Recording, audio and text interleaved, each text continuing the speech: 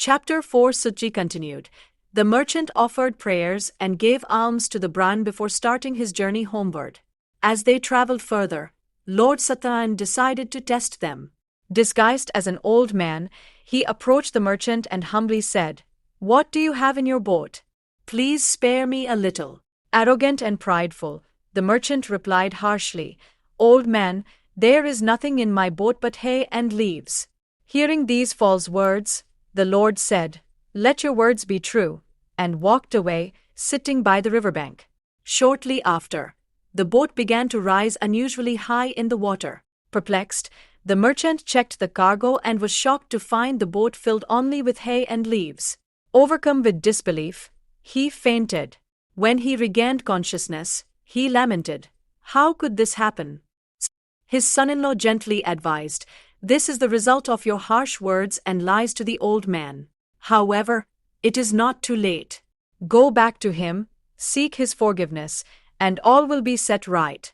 Humbled, the merchant went in search of the old man. Finding him, he bowed with respect and tearfully said, "O Lord, forgive me for my false and disrespectful words." The merchant's genuine remorse moved the Lord, who replied, "Do not cry, foolish man. Your suffering is the result of your broken promise. Learn from this experience." The merchant, deeply repentant, responded, "O Lord, no one can fathom your divine ways, not even the gods or the learned Brahmins.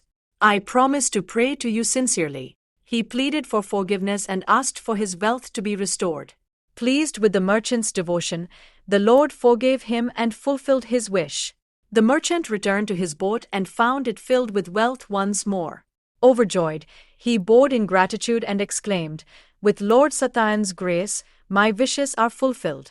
When I reach home, I will perform his puja and observe a fast."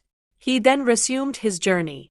As the merchant neared his hometown, Ratanpur, he sent a messenger ahead to inform his wife and daughter of his arrival. The messenger reached the merchant's home and delivered the joyous news.